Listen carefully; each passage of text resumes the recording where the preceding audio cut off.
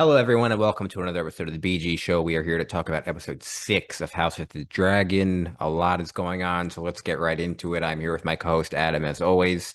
And yeah, let's get right into it. So the big time jump happens in this episode. We go forward, I think it's 10 years, right? Yep. And we swap out the actors.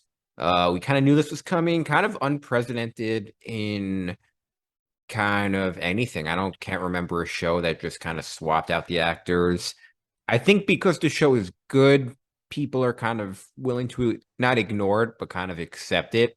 Although I will say, I think the most popular character, I think, not the most popular character, like the most popular, I think, acting performance is probably Damon, Matt Smith right now. I would say two, though, would be Rhaenyra, young Rhaenyra. So they definitely could have given her a full season. I know that's not, they're trying to stay book accurate. But, sometimes making a good TV show and making it less accurate could be better. So they definitely made a decision to stick with the books, which I think probably was influenced by the ending of season 8, because when they went away from the books, that's when things got shitty. So I guess give me your thoughts on the episode. Very good first episode with the new actresses. Personally, seeing what they've done so far, I think they could have done maybe episode 4 or 5 with the current, as in the older Rhaenyra, older Alicent, as the first episode of the entire series. I think personally they should have given young Rhaenyra, young Alicent a full season. Yeah, Personally, I don't know what the rush was. I mean, it's hard to tell, right? Because when they're making the show, it's not like they're reading Twitter as they're making the show. So it's not like they could be like, oh, but that's what makes you a good film. Like, you should have known in the moment what you had. I mean, they really pulled the plug. What was it, 5 episodes? 6? No, 5. Yeah. 5, very quick. Yeah, very quick. And this was always my thing that I've been saying so far is, are they going to be able to build enough character, flush it out to make the audience connect and really feel for them? And, so far, and it's only been granted an episode, Rhaenyra and Alicent, the new ones, the older ones, they did a really, really good job. Definitely really changed the character. Like Alicent is a completely different character now than she was as a young Alicent. I think you would agree with that. Yeah, I think so I mean, they definitely did a good job of it. I mean, the casting's really good. I think so. Everyone's focused on, the actress is changing. I think the bigger deal is, you get new children who you weren't there when they were born, and now all of a sudden they're just there, which I think is more jarring. Like all of a sudden, Rhaenyra just has 3 grown kids. All of a sudden, um, they all have kids. So let's just get right into it, kind of the plot of the episode. So I have a problem with, okay, I'll get into not my problem. I know it's accurate with the book. The big kind of drama, Well, the big what, drama. what what are you saying is accurate? Okay, so I'll get into my main point or my main critique of the show. I understand like the main problem with the show, the main not problem, the main kind of tension point is that Rhaenyra's kids and Alicent's kids are going to eventually, as Alicent thinks, there's going to have to be eventually be a conflict because there can only be one king or queen, and it can't be both of them, right? That's the tension, right? Here's my problem, and I'll bring it to another movie I had. So I know you haven't seen this movie, but the recent movie Batman versus Superman with Ben Affleck, and basically in that movie is Superman comes to Earth, and Batman's a total dumbass because his logic is, well, Superman is so dangerous. If there's even a 1% chance he can turn bad, we're all fucked. So let's go fight him. And it's like, wait a second. Why wouldn't you just have a conversation with him and try to work things out? And I compare it to this situation where it's like, yes, Allison's right. Her kids could be killed if Rhaenyra decides, man, they're a threat. I should kill them because they're a threat to, he's the firstborn son. Okay, fine. That's a legitimate point. But if you're trying to keep your kids alive, right? Isn't it a much better idea instead of starting conflict and making back deals and trying to kill them and blah, blah, blah, blah, blah? Isn't it just a better idea just to be friends with Rhaenyra like you were before and like just do it that way? I understand you have to make a show, and if they did that, there wouldn't be a show and there wouldn't be a book. I get that. But I'm just saying is with the logic wise, it just doesn't seem logical for her, like for this to be the path that she's going down. Like, why wouldn't you just try to be friends with her? Why would you? You're putting your kids in harm's way by having this like passive aggressive relationship when you can just be friends with her and there'd be no issue. See, and I think that's the issue I'm personally having with show Allison right now. And I think it's precisely because they did not give young Allison and young Rhaenyra a full season to really develop the friendship and then the rivalry. It just kind of came at you full steam ahead. Exactly. Yeah. And they in the episode, Rhaenyra and Viserys says it extends the olive branch. She basically gets up at the end of the small council meeting and says to her, there's been tension between us and our family for whatever reason. I am to blame for it to a degree.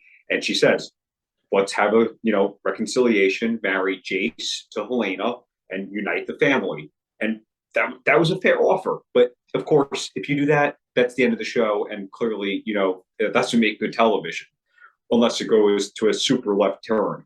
And obviously, Viserys liked it. Allison didn't like it. And she has, unfortunately, in the game of, poker, more or less, she's playing a good hand because the kids are bastards by Westerosi law. And, she's playing that card, and Viserys doesn't want to accept it. And I think the whole point, and we've kind of heard this statement multiple times, the history doesn't remember, names. It remembers fire or blood, whatever it is. And like, this is the whole thing. Like, if you're going to remember people and like you're a Targaryen, this is like, and Damon said it, like, you could do whatever the fuck you want. Like, and it was a good offer. And I think everyone would agree with that. She just, they turned her to a complete and total So bitch. So this is how I think. I don't know if they're interpreting it this way. This is what makes it good is I think the point is, and I don't know if they're trying to make this point is she didn't care about power, right? And I think it's the point is that no matter how innocent you are or how much you don't care about power, if you're on the throne or near it for a while, eventually you're going to turn into someone who cares about it. So I think it's almost like she's turning into Otto now because she's telling her kids what Otto told to her, and it's like she's done a complete 180. And so I think the point that they're making is she cares if her kids live but she doesn't really see a point in living if the throne isn't in her family, which is crazy because when she was a kid, she didn't give a shit. She just wanted to like la di da. So I think that's kind of the point is just that the throne corrupts no matter who, she's turning into her father. Correct. I think, and Otto's definitely been quote unquote very big and ambitious. But I will say, with the new, actresses and the older ones, especially with Rhaenyra, they made her, I think, very likable though, very quickly, and she's very strong-willed, and she's done the right thing so far in the quick little time we've seen her. Okay, so You know, so I have a question for you. So I heard this on another podcast. Do you think so? They went young actresses time jump, new actresses. We're not going to see them again. Do you think it would have been better or worse if they started the season with the older actresses and then had flashback scenes with the younger actresses? Or do you think it's good that the way they just young then old? Or do you like flashbacks better? see, in Game of Thrones, they've never really done flashbacks. They've done it very rarely. They've done it with Cersei for a bit, maybe one or two other scenes that I'm not remembering off the top of my head. So it's not very traditional. And they said they wanted to stick, to the Game of Thrones style, if you will. So like I said, I think they would have been much better off going a full season with the young actresses, or they would have been better off doing this as the first episode of the series because they introduced it very, very nicely. She's giving birth, then Laenor walks in. So, like, you know what's going on. They made it very easy. Like, who's the girl giving birth? It's Rhaenyra, very obvious. And then the queen summons her, and then you walk in and you see it's Allison, and it's like, whoa. And like from a book reader perspective, that scene was really, really good. Crazy, that Rhaenyra was able to make that walk. I don't know if she was really able to do that in real life, but what she says to Laenor after, like, please keep trying, like that's straight from the book that she like that line. Like that was great. And Viserys, he's just a happy guy and he just wants them all to be a big happy family. Unfortunately, he's losing an arm and looking a little decrepit, but he's still living good, which is good for all the Viserys fans out there. So I'm trying to think. So the big, all right, let's talk about the next thing too is I guess, how genes work in the show. Because it seems like there's really no rhyme or reason to who has white hair, who doesn't, like obviously the bastard children. It's so they're bastards, but it's like clearly Viserys isn't like, Well, oh, why are my grandchildren let, just like fucking don't have white hair? Like he just, I don't care. Like but I'm just saying, like when you think about, well, I had a feeling this was going to come up. A lot of people have to understand about the whole hair thing is it, George did not take into account the full quote unquote dominant gene because he would never be able to write anything he said.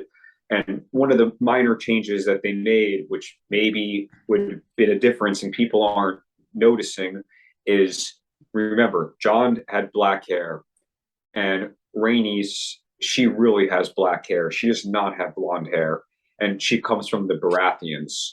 So, and the Baratheon is supposed to be a very, very strong, with hair, black. So a Targ can have different color hair, and you've seen Targs with different color hair later down the line. But she had black hair.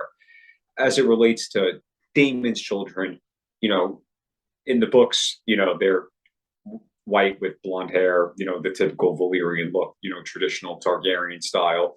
Rhaenyra's children, they made it very, very much like the books with the brown hair, not very much like a Targaryen.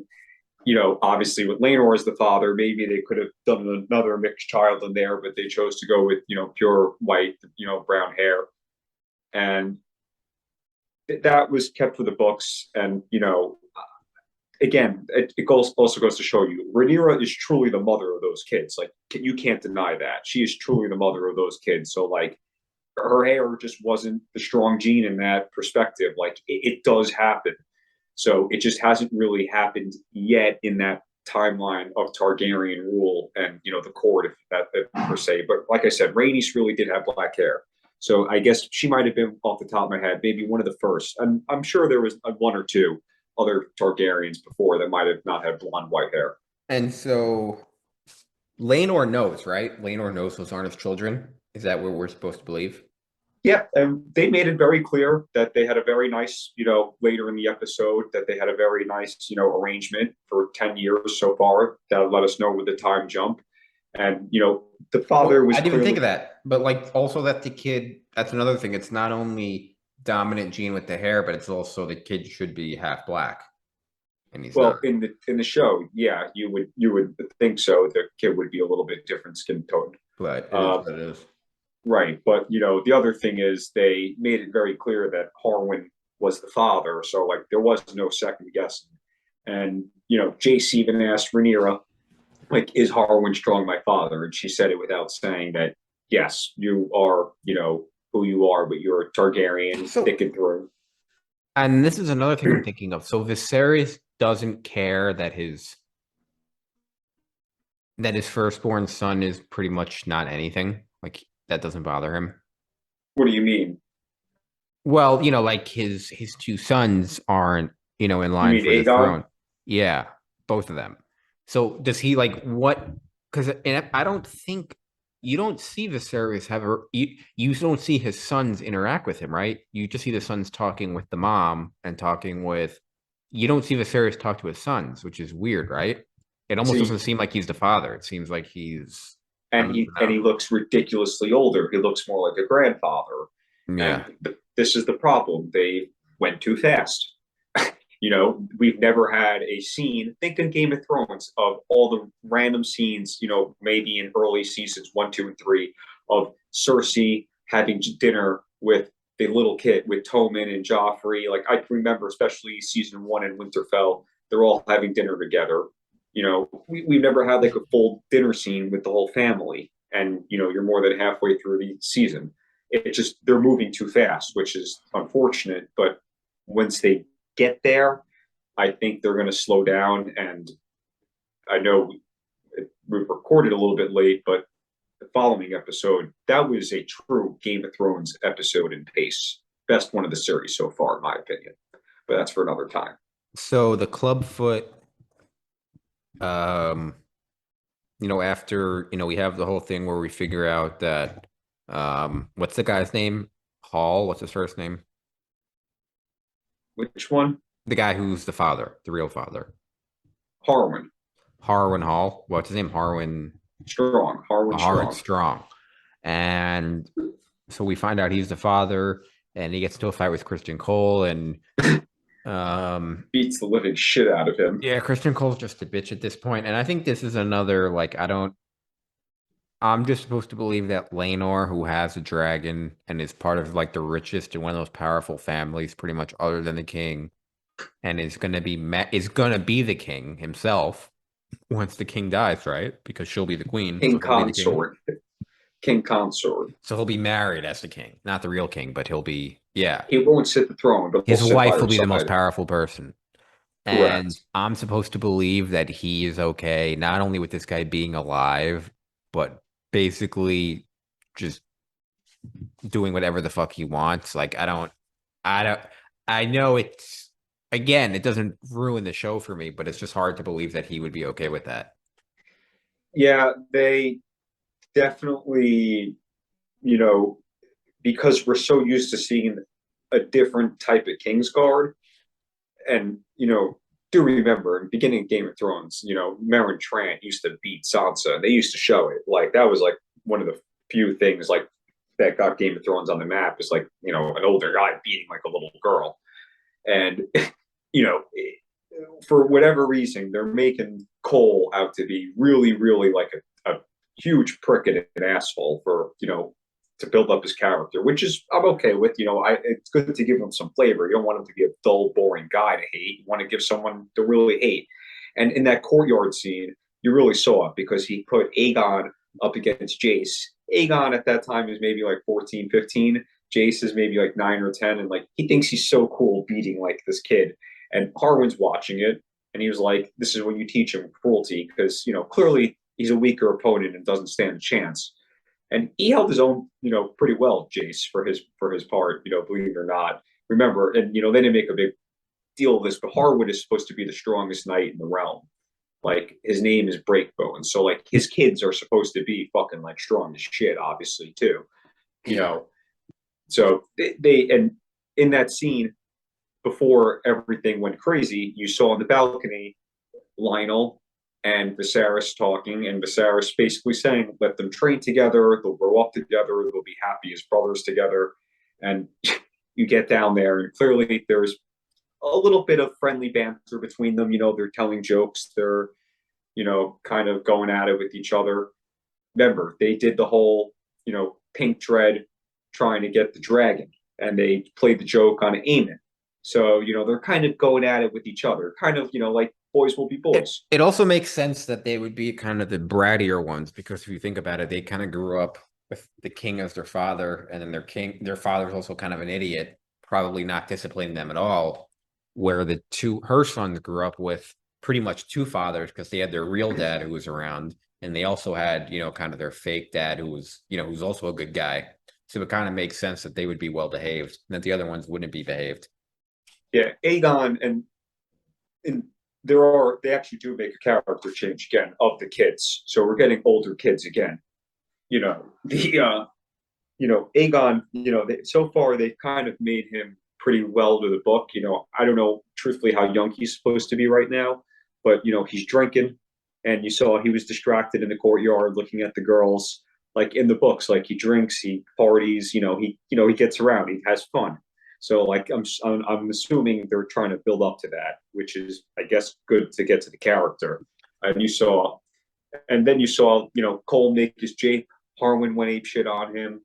And then, Lionel basically afterwards, she goes, screams at Harwin. Rhaenyra sneaking in to figuring out like she was going to see what happens.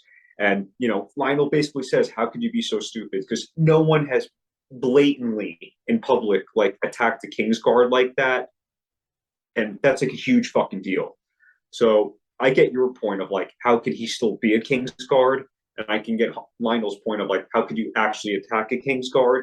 It's such a, rock and a hard place of what are you supposed to do with the Kingsguard? Because I don't feel like a king, especially Viserys, would put a Kingsguard to death unless he, like, I guess, attacked Rhaenyra, attacked Daemon, attacked Aegon. Like that's what I think Viserys would like draw his line at.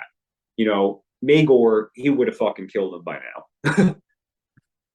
So let's talk about the climax of the episode. Pretty much the Clubfoot, who is the son of the Hand of the King and the brother of Harlan Strong, pretty much devises a plan to basically kill them. He knows that they're going back, and he hires, I guess he gets the people from the dungeon and he cuts out their tongue so they can't talk about it. Smart Which move. is that's like a vintage Game of Thrones. Every like IP has their thing. That's like a vintage Game of Thrones thing. Is like you could have had this whole plot without the tongue thing, but they want to throw in two things. Sex and then kind of just gruesome shit. That's like a Game of Thrones staple. So I think it kind of makes sense. They throw in the cut out the tongues thing, and they basically he kills the Hand of the King. He kills His brother and his the father. his brother and his father, which politically, I guess from his point of view makes sense because now he inherits all of that, Yep, he's now Lord and Harrenhal. and um he kind of kills. But why would they want why other than inheriting that? Why would it matter if his brother is dead or not? Well, from his point of view, he, the Clawfoot, he was implicating Alicent in this. Remember they had dinner, and he basically was able to make it seem like I was acting on her behalf, and without her really giving the order, because she basically said if my father was Hand, he would be partial to me. I would benefit from it rather than Lionel being Hand. So in his own fucked up reason, he figured I'll kill my father and my brother because, they brought shame onto my house, and I will get rewarded by the queen, and I'll inherit land and titles, that being Harrenhal. So, he's thinking of it as a win-win because, like I said before, as a younger brother in this society, unless you are an amazing warrior or you're extremely smart, you're really fucked for the most part. Mhm. Like he couldn't fight, so lucky for him, he's smart. Yeah. So, all right. So we end this episode. Oh, and then I guess really like kind of I don't know. She's pretty much like she's still a queen. So, at the end of this episode, it pretty much ends with her being like, fuck, like I really fucked up. And him basically kind of manipulating her into basically being like, you're fucked because I know this and I can tell anyone I want. But at the same time, like you can only fuck with the queen so much. Like if she wanted to, can't she just have him killed just because she wants to? She can, but that's not really in her nature, I guess. And And also, yeah, sorry. And I was gonna say, like, isn't it maybe people don't know it's suspicious because they just think it's a fire, but like when people die and you're due to inherit it, that's like the most suspicious thing. Like, is well, he worried that people will? it's funny because in the book, you know, it's really written down from like four quote unquote people who are questioned behind it. The Clubfoot himself, Alicent, Daemon, and Viserys. Starts to God. Yeah, like the account of it being Viserys is because he got so tired of everybody saying about the bastards of his sons that he just wanted to get the stain of his like. But I didn't believe that in the book, and clearly it wasn't that. Like Alicent and the Clubfoot make more sense. That is it. The other main thing that this episode we need to talk about, and it was very very small, but I think it was very very important. Oh wait, we missed the whole part. The whole Pentos part, right? That's what I was getting to. Yeah. All right. Is and overall the Pentos thing was very very important, and they got a great actress from Lena. Poor, like we only got her for one episode. Like I would have loved to have seen more of them because they go out and really explore all of Essos really, and it would have been nice to see. But in that Pento scene, Damon was very happy being a quote unquote rogue. Like we go, we kill people, we get gold, we come back, we relax, we Mercenary. chill. Yeah, he was very happy. But in that scene when we first see them, when she's riding Vagar and she says Dracarys, and the fire comes out, Damon goes through it and he does not get burned. Uh, Okay, yeah. So continue, and then I'll get to my yeah. That's a very, very important detail in my opinion, because A, Vagar is supposed to be well, let me rephrase that. Vagar is the biggest, oldest, baddest dragon on the planet with the hottest fire. So he didn't burn an inch. Danny doesn't burn. So I'm supposed to. So I was listening to a podcast, and they were talking how a lot of casual fans like me would think that a Targaryen is fireproof because of what Daenerys did, but that's not true, and that was supposed to be kind of like a one in like a generation thing that happens, and almost like a Correct. miracle type thing. So technically, if he flies through fire, he should have got fucking at least burned a little bit. Correct. So I don't, and I think that just kind of goes to show the connection between, the blood connection. And, George said it himself. It's like a miracle that she survived. And also in the TV show, remember she burns through fire twice in the TV show, and in the books it's only been one time. First time when she hatches the dragons, and she loses all her hair in the TV show. So like she's impervious to fire, but her hair is not. So she is bald, for part of the book. And then later in that TV show, when she burns down the Dosh Clean, which we've never gotten to in the book, so who's to say that even happens? No point even going there. But Damon going through that fire, I think that was a very big deal, because obviously later in the episode, and this was another minor detail, which I think was a huge part. Lena, she's going to give birth to a child, and she's having trouble. And the maester or the doctor says to him, we can basically give her the C-section like what they offered Viserys. And if you go back and you listen closely, Viserys asked, "Will the babe survive?" Damon asked, "Will the mother survive?" And I think this is their way of making Damon have a heart, but as quiet and quickly as possible, because I feel like they just want him to, they want him to just be a cold, badass guy, and they don't want him to have a lot of, heart, if you will. But that really showed it. Like he cared for Lena, because I afterward, when mean, she gives herself up, I don't think he wanted her to. yeah, I mean, That if was, he was just a bad guy, he would have killed his brother already. He would have killed them yeah, all already. Like 100%. obviously, like He would have killed him. he's He would have killed conflicted a little Viserys. bit. Yeah, and he didn't want her to die, at least like not like that. But what people have to understand, in those day and ages, if you're having a childbirth issue, you're dead regardless. It's just a matter of time before you die as a woman. It's unfortunate. It's really scary. And this is what young Rhaenyra made a big deal about. You know, going to the birthing bed and the battlefield like 10-minute that. warning on Zoom. But yeah, keep Okay. going. Yeah, so that was really a really good episode, all in. Moved way too quickly, like I said, to make the jump. I thought new Rhaenyra and new Allison, strong personalities, really really good. I really did love it. I wish they gave the young ones a full season, or if they just went a full season like this. But you could tell, like this is the flaw, but overall it's good, and you will agree with that. Yeah, and obvi- and then yeah, I mean, she kills herself by suicide with her own dragon. Um, so yeah, I mean, I think it was a good episode. I think everything was handled well. We'll probably wrap it up here. We'll get to 7, and unless you have any other final points. Well, the other quick thing that I would just mention was Helena, the daughter. She said a couple of prophetic things when, Aemon walked in after the little jape about the pink dread and the whole pig, and he went to try and get a dragon. Like, that was nice to see Max. But Helena basically said he'll have to lose an eye or close an eye, talking to the caterpillar, and then something about losing legs too. So those were little Easter eggs to just watch out for next week. And like you said, they're adding a lot of children, a lot of changes, and it's coming at you quickly. But overall, it's really good. And once we get there, I think it's going to be like top notch fucking television. Cool.